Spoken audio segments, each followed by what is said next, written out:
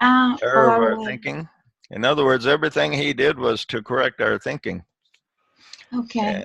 and including the cross. He corrected our thinking about love and sacrifice, Yeah. and he presented everything. His whole life was designed to correct our thinking about how things are and how what God is like and what the will of God is and all kinds of things like that. But okay, anything else? Like In yeah, Spanish, like the word sin means without.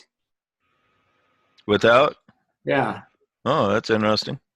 And also, Jesus came to, one of the things he came to teach is that death has no victory. Yeah, that's true. hmm.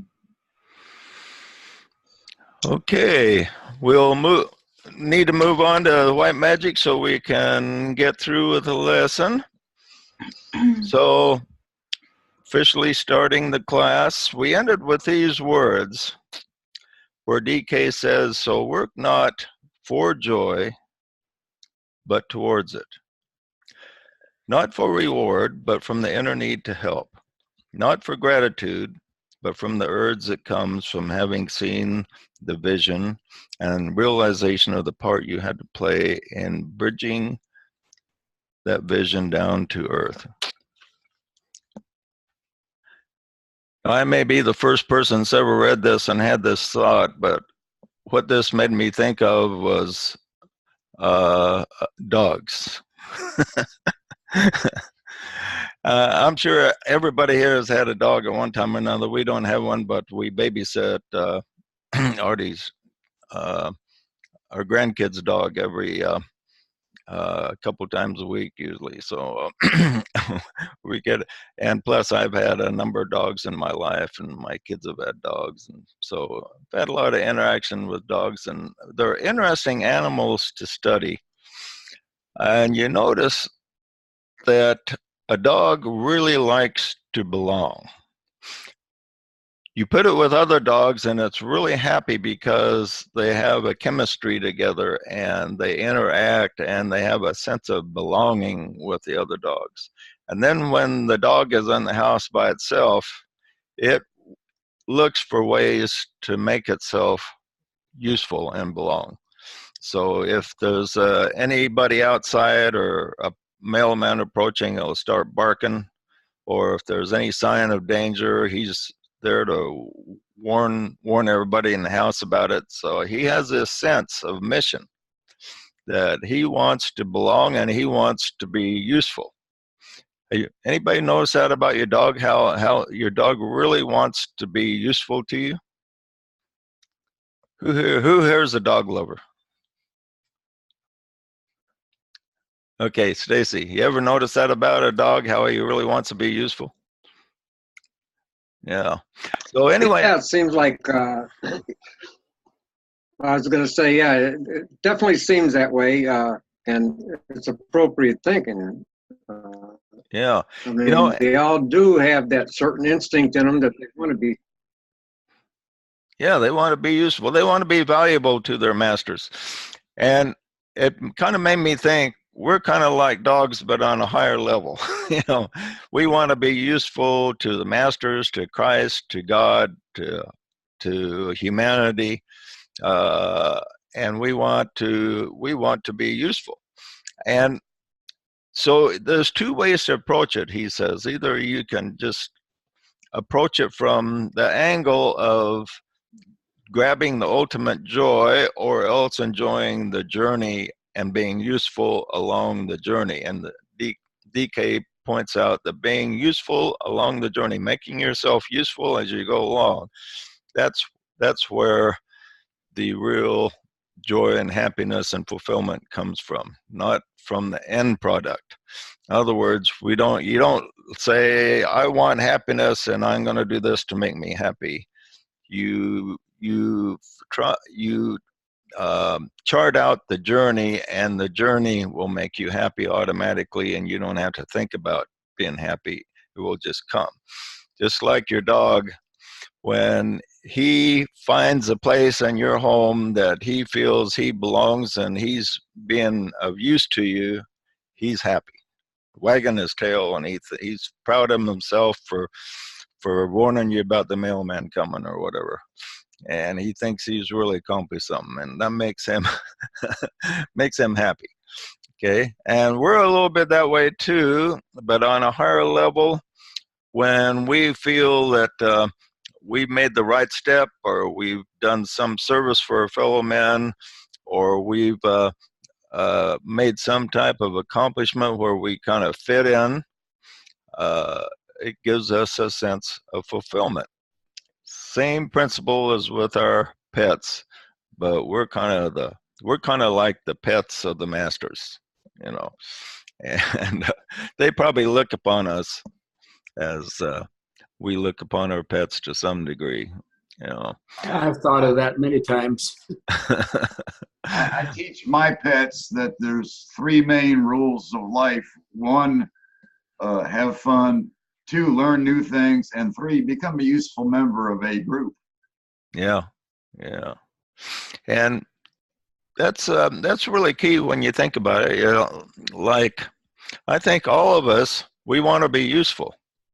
And finding something that you can be useful towards is rewarding. Now, we have to be careful, because some people think they're being useful when they're doing harm. You know, like a lot of these kids going to college these days have all kinds of weird ideas instilled in their heads about things they can do to be useful that kind of complicate things more than help. And so it's important for the disciple to tune in to real usefulness. This is why soul contact is so important, because if we have soul contact, we'll have a correct sense of when we're on a path of real usefulness. And so this is really important.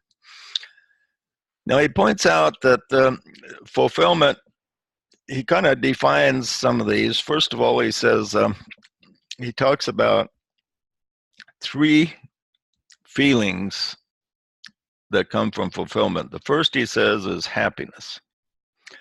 And so how would you define happiness?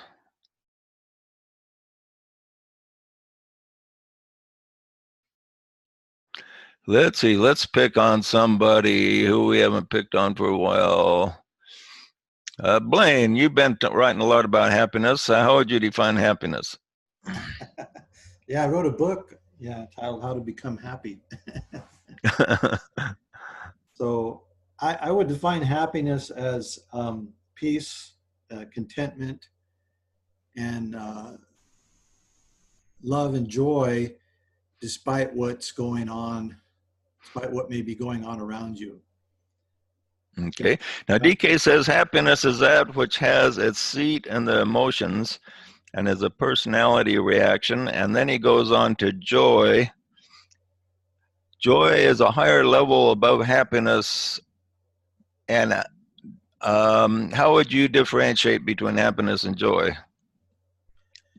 Well, to me, joy is an element of happiness, and so maybe, as DK puts it, it's another rung on the ladder where a lot of people, they find happiness in some sport or some hobby or something, that they feel contented with, and then a higher rung of the ladder would be. Okay, well, you're on the right track there. He says that joy is actually a quality of the soul. So happiness is a quality of the personality. So you don't have to have any soul contact to be happy. You can get a degree of happiness. If your favorite sports team wins, you can be really happy about it. But to have joy, he says, you have to have a degree of soul contact, because that the feeling you get through the soul produces a feeling of joy. And then he talks about a higher one called bliss. I know you grew up a Mormon too, and then Mormons, when I was young, made fun of the bliss idea. Did they make fun of it in your circle there? I don't recall if we ever really got into a conversation on bliss in and of itself. Yeah, they talked about these yogas having bliss as if it was kind of a silly idea. You know, we don't want bliss, we want joy, you know. And because the Book of Mormon says man is that he might have joy, so they put all the emphasis on joy. But according to DK, the quality of bliss is beyond joy. So he points it out this way. Happiness is related to the personality. You don't need any soul contact for a degree of happiness. For joy, you need soul contact. But for bliss, you need a higher contact still. And what's higher than the soul? Monad. The monad. The monad or pure spirit. Okay, so once contacting, and it's also what's called contact with your Father in heaven, is your personal Father in heaven is your monad. And so contact with the higher spiritual realms produces a quality of bliss.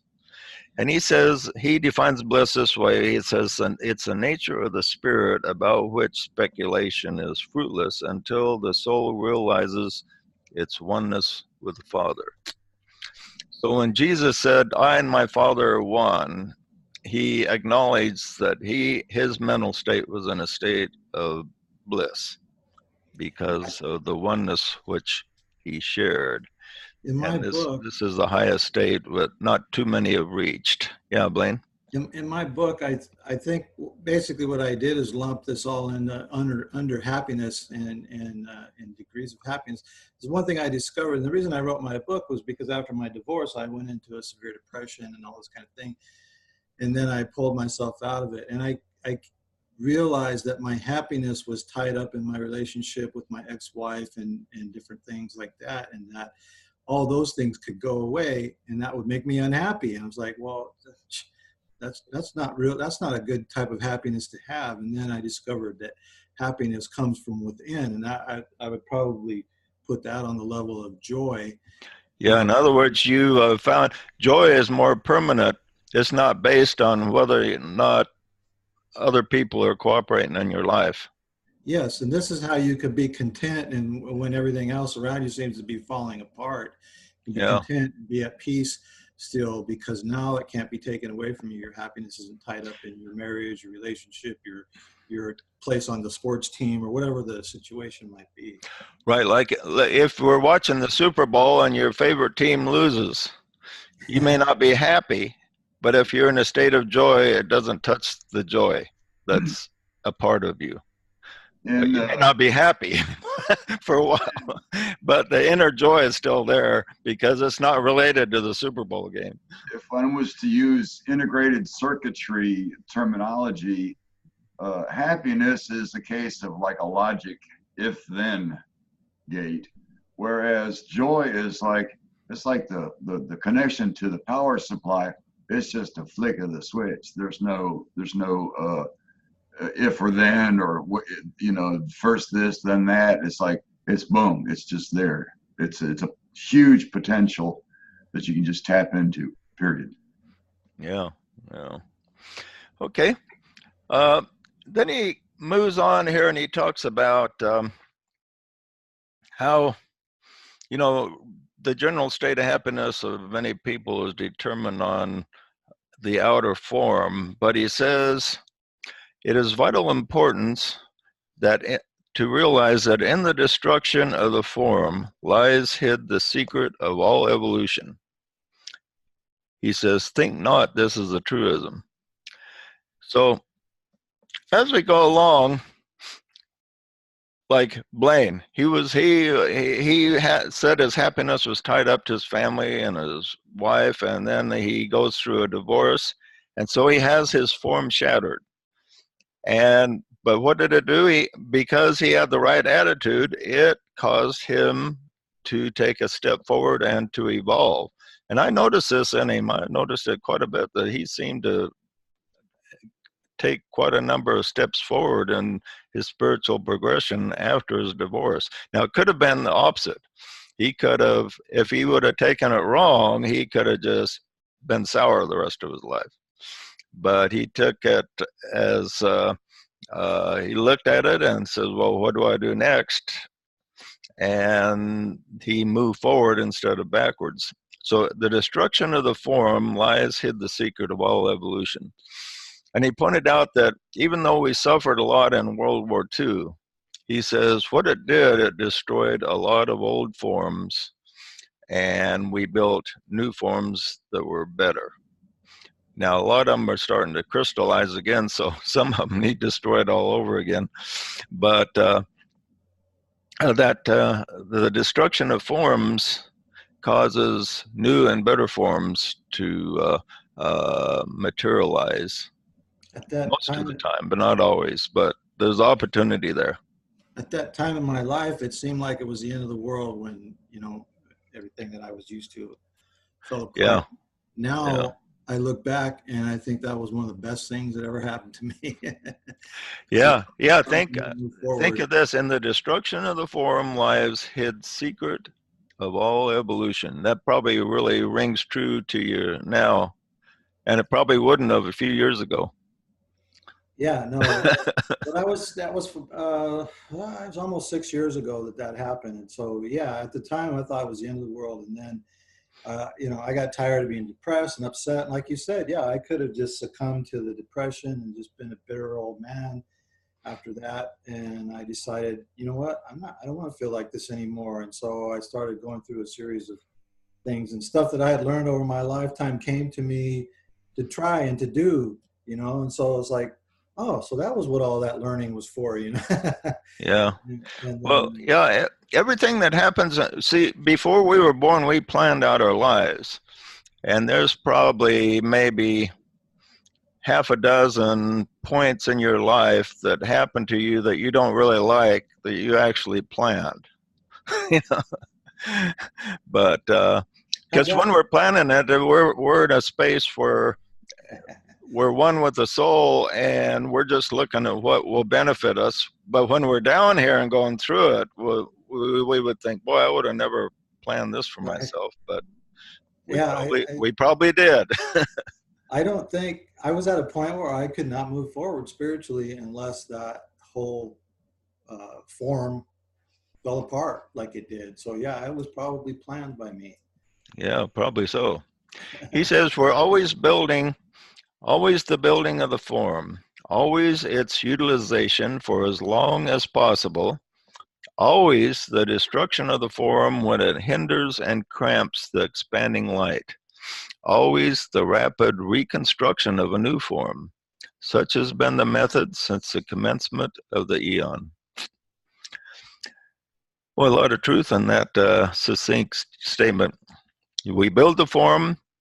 We utilize the form as long as possible. We hold on to it as long as possible. Then it gets destroyed, and then we build a new and better form. And that's the principle by which we move ahead in our progression. And it happens to us as an individual, happens to us as a group, happens to us as a nation, and it happens to us as humanity as a whole. He says, in the infancy, yeah. I got a question. Is there ever a time, does DK ever talk about a time when humanity can move forward without a crisis? He actually doesn't. We're facing a crisis as we enter the new age, and he says choice is really whether or not we destroy ourselves before we can enter the new age, or we enter it kicking and screaming through various crises. So we've got, that's pretty much our choice. So as we enter the new age, it's not going to be totally easy by any means, but the hope is that we can enter it without there being the apocalypse that everybody is thinking about. And another thing he points out is all this apocalyptic type thinking just throws negative vibes in the thought forms of the world, and it isn't helping. All this Christian fundamentalism and Islamic end of the world stuff, all these thoughts going into the atmosphere are not helping, and they need to be neutralized by positive things. And this is one of the reasons he gave out the great invocation. It's to neutralize all the negativity that's in the atmosphere and shut the door where evil dwells, so to speak, so the new age can enter in without there being an apocalypse first. Because if we have an apocalypse first, we could go back to the Stone Age rather than a new age. Yeah. I used to contribute to those thought forums, and I totally, completely have withdrawn from those thought forums. Yeah. I find myself trying to talk people into thinking positive when they bring that kind of stuff up. And, yeah, and it's easy to get sucked into that, and a lot of good people are, just because the thought form in the air. It's a lot easier to pick up a negative thought form than a positive one. And it's more believable because it's believable to people that bad things are going to happen. It's a little bit harder to accept that, good things are around the corner for me, How much more difficult is that for people to accept about themselves? Hey, good things are going to happen to me. Instead, we're either worrying about their health, their finances, and end of the world, and all kinds of things like that. Well, now with what we know about in quantum physics about the observer effect, we bring it all on ourselves. Yeah. We're doing yeah. that. I guess right. I mean, we have total power to bring in a new age of peace, and the trouble is that the thinking is that if there's apocalypse, Jesus is going to come down and make everything right and create a brand new world. But what they don't realize is if there's great destruction, it's not going to happen that way. It's going to be we're likely to go back to the Stone Age rather than have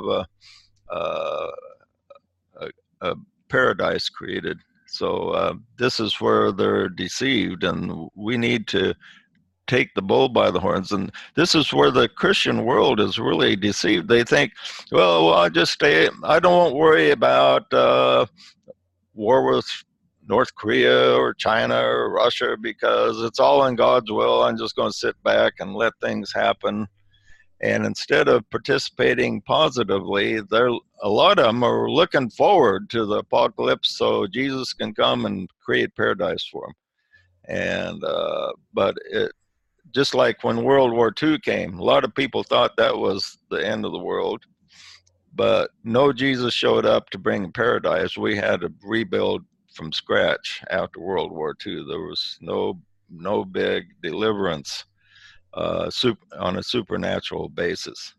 And it sounds like now, we just sounds like we just go from crisis to crisis until we become masters. And then we become masters, and now we're rookie masters, and so we're like starting all over again. Yeah, right. Everything goes in cycles. He says, in the infancy of the race, forms lasted a long time. Then as we progress, the forms cycle through creation and destruction more quickly. So that's interesting. You look back in history, the progression was pretty slow. We had, look at the Roman Empire, that lasted a long time. And the Greeks and the Persians, they lasted quite a while. And now we go through cycles of government and building and destruction that are happening much more quickly now. And now with the advent of the space age and computers and the internet, the cycles of building and destruction are just increasing as fast as we can handle them. So it's interesting to consider. He says a hierarchy is seeking to stimulate, purify, and coordinate the etheric body, for it is an important transmitter of energy. So the etheric body of our individuals needs to be coordinated and purified, as well as the etheric body of the whole planet. And the etheric body of the whole planet is what holds all the thought forms And so that needs to be purified with our positive thoughts going into it to neutralize the negative. And there is one advantage: is positive thoughts can, maybe not at first, but once they're sustained, they will be like a light turned on in darkness. When a light is turned on in darkness, the darkness just is no more. And so when enough light is turned on this apocalyptic end of the world idea, we can change the thinking of humanity. So this thought form disappears. When the thought form disappears, then the chances of having an apocalyptic type event will diminish greatly. Okay. He says the next step for humanity is to be able to see etheric matter. And that's becoming more easy for anyone. I've showed you the exercise and a number of gatherings as to how to see it. You take your two thumbs and put them together like this, and you pull it apart till they're about 1/4 inch apart, and you look at a wall which is a light colored wall with no decorations on, and you look at the empty space right in between your two thumbs, and you can see the etheric body. It extends about 1 millimeter or so from your thumbs. Okay. And you can see that pretty clearly. Now, another way to do it is have somebody stand up against a wall and just stare at their head at one spot for about a minute, and then have them move away, and then you can see the image of their whole body. And that's the etheric light that actually is able to be seen by a part of your eyes that can register that after a while. Now, you can see everything out there has an etheric double. Once your vision becomes more sensitized, you can look at most anything in your room and see the etheric light from it. And so etheric vision is becoming more popular, and people are becoming more sensitive to it. And he says this will be a development, and it's in the development stage now. Just a lot of people just aren't aware that the etheric vision is not that difficult. He says it's a field of exploration immediately ahead for the modern scientist. Now, he says in 10 years' time, many medical practitioners will be recognizing it as a fact of nature. Well, it's been quite a few years since he wrote this, and alternative medical people have, alternative people, but not the regular medical people. They still don't recognize the etheric body. But there's a lot of alternative health practitioners that do recognize it. So it's partially come true what he said there. It says most of the diseases that the physical body suffers from the present have their roots in the etheric body. So you have all these energies going through. You have the 7 main centers and the energies circulating through them. And then from the centers, you have a couple dozen minor centers. And then from the minor centers, you have energy circulating to fine points that he calls nadis, N-A-D-I. And these are where these nadis accumulate. You have acupuncture points. And when acupuncture points work, because through trial and error, acupuncturists have discovered certain energy points on your body that they can puncture with a needle and stimulate. And so if the energy is blocked or something like that, that needle will help to remove that blockage of energy. That's why acupuncture works. And so the one of the keys of good health is to cause a good flow of energy through the centers and through all the parts of the body. If the energy is flowing unimpeded, the health and vitality will be much better than if you have blockages. And what creates blockages more than anything is emotional suppression and guilt, and things that affect the emotional body have a tremendous effect on the circulation of energy. So healthy emotions equals a healthy physical body. He says the secret of safe and sane clairvoyance and clairaudience depends upon the purification of the etheric vehicle. The etheric emanations of people can be great contaminators. In purification, therefore, of this body lies the secret of a sweeter and saner humanity. So the health is more important, rather than looking at the physical body, is to look at kind of, you could say, the electrical system that controls the physical body. And that the electrical system that controls the physical body is the etheric double of the physical body. And this is where the key to health and vitality lies.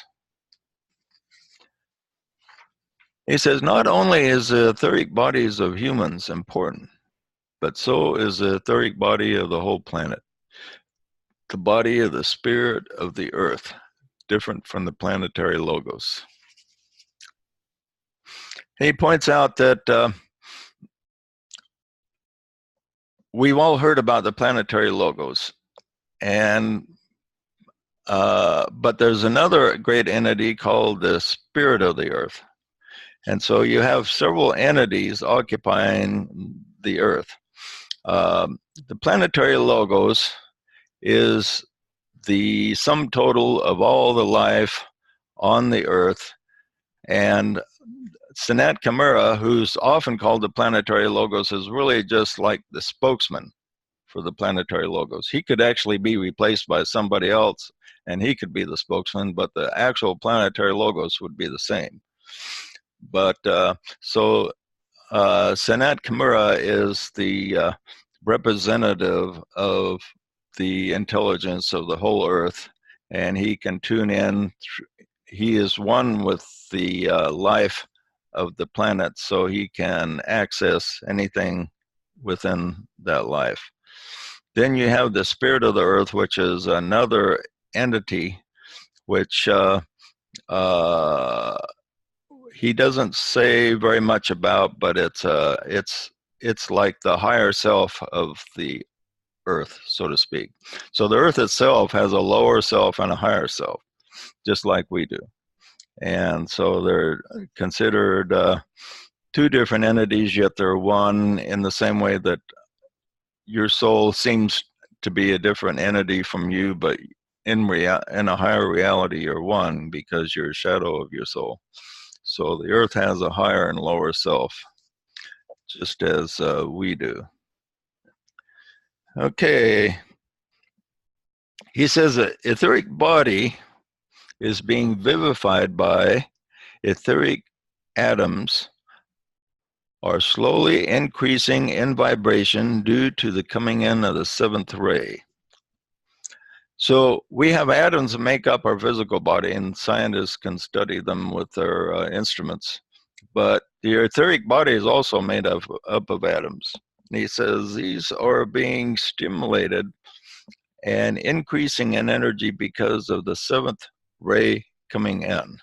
The seventh ray governs order, and we're going to, because of the seventh ray coming in, we're going to see new different forms materialize upon the earth. Many old forms will die off and be disintegrated, and new forms will come in. It says, by the play of certain astral forces on the etheric body that leads to a slow but definite changes in the internal structure of the atom, the coming into consciousness of another spirally and a general tightening up of the whole cosmos of the atom.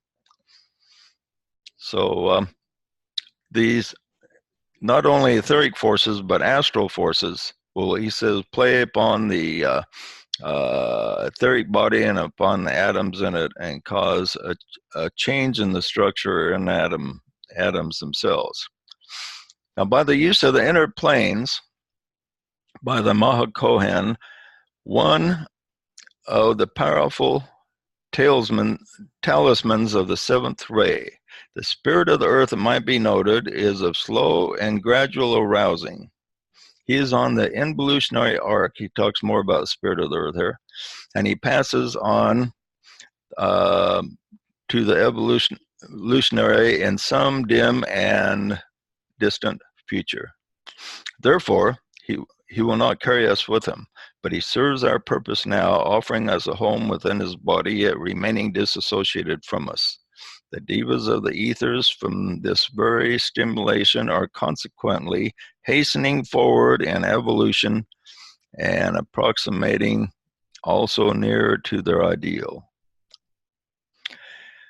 Okay, well, he says a lot there, but this spirit of the earth that we're talking about is a very high state, but he's involving, and we're not very strongly connected with him like we are the planetary logos. Planetary logos is the main person life which we have to do, but the spirit of the earth will basically generates and responsible for the creation of all life that appears on the earth. Now, the seventh ray is the ray that controls the etheric and devas of the ethers. It controls the seventh subplane of all planes, but it dominates at this time the seventh subplane of the physical plane. The seventh subplane of the physical plane is our material world that we see about us. So this seventh ray is important because it governs the age of Aquarius, and in addition to the age of Aquarius, it is incarnated as a ray influence, and it governs ceremony. We're going to have more ceremonies manifest. He says there's going to be a restructuring of the Masons. He says right now its structure is, it has a form that's ready to be destroyed pretty much, and it will be changed, and a new type of masonry will manifest in the new age with new types of forms, more befitting the common era than something from thousands of years ago. And he says this will be an important aspect of the new age, and it will be connected to the seventh ray energies. Okay, it gets kind of technical there, but the next section will be the founding of the hierarchy, and we won't have time to go into it. But any questions before we move ahead here? I have a question. Sure. Will this new Freemasonry include women? Will it what?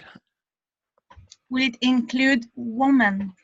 He doesn't say, but I would imagine it will, because the seventh ray started coming in around 1775 or so, if I remember right, and it's not fully in yet. It will be incarnated for a long time and will be a strong influencer of the age of Aquarius.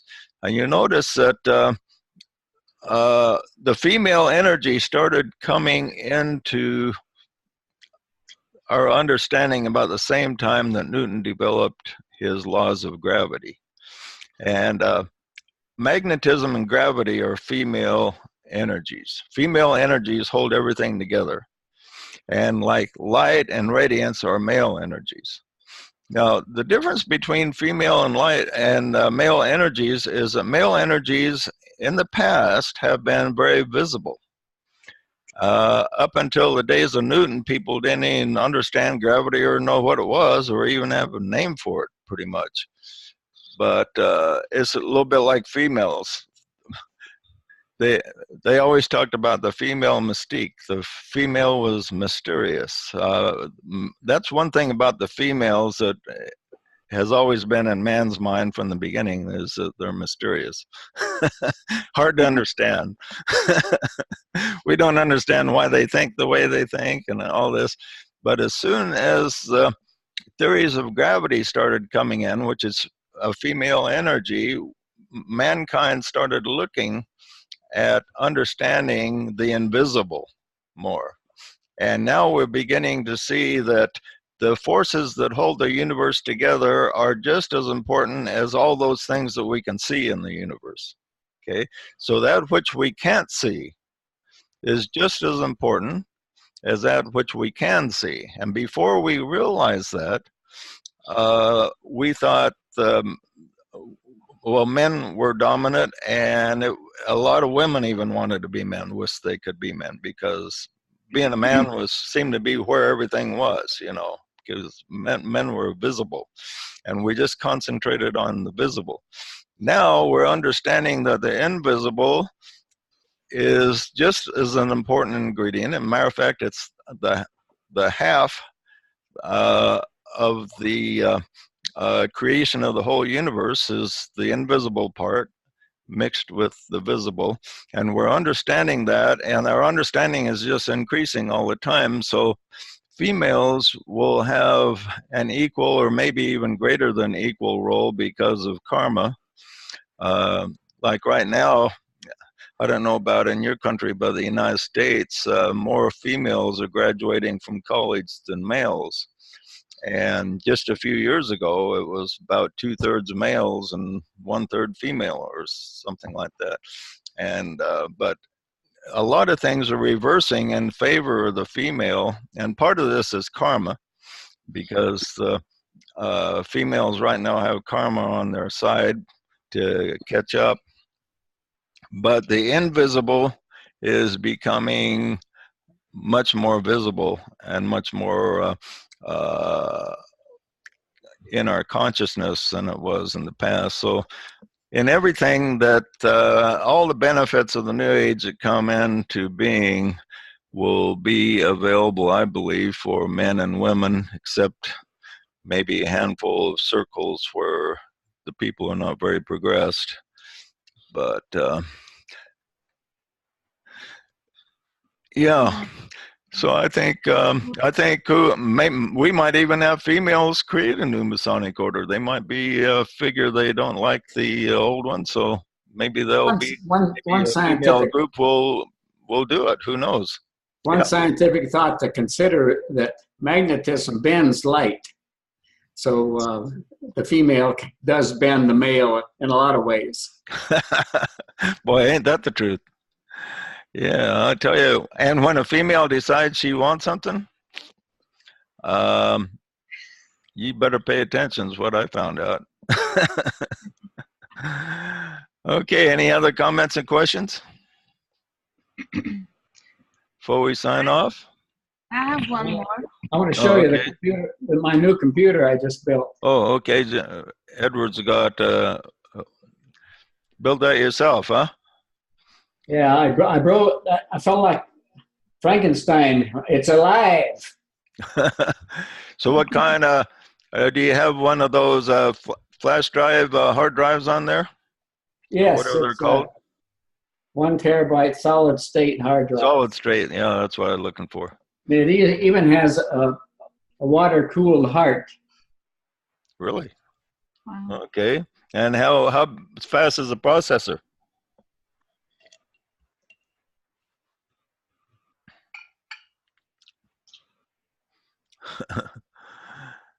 So you got a pretty fast processor? Oh, your sound went off, Edward. Well, it's oh, there you go. There's no sense building something that's old technology. Yeah, that's certainly true. Okay, any other comments or questions before we sign off? I'll take the questions next time. Okay, Maria's always thinking there. And well, we'll look forward to seeing you guys next week, and good to see your smiling faces. And we will see you probably next Sunday. I think we'll do it Sunday morning again at 10. I think maybe these 2 times are good. If you have any feedback on a different time, let me know. But otherwise, we'll plan on 10 a.m. next week. Yeah, you changed the hour, didn't you? Because here it was 9 o'clock, and it used to be 10 o'clock when it was when. Yeah, we've switched to daylight savings time. There's a lot of talk here in the United States about doing away with that because we don't really need it anymore like we did during the farming eras. So anyway, they're still changing it back and forth. So we just changed today. So Okay. by next week, everything should be kind of normalized. Okay, everybody. Well, good to see you, and we will see you next week. Thank you. Good night. JJ, Thank you, everybody. Thanks, JJ. good to see you. Night. Bye-bye. Bye.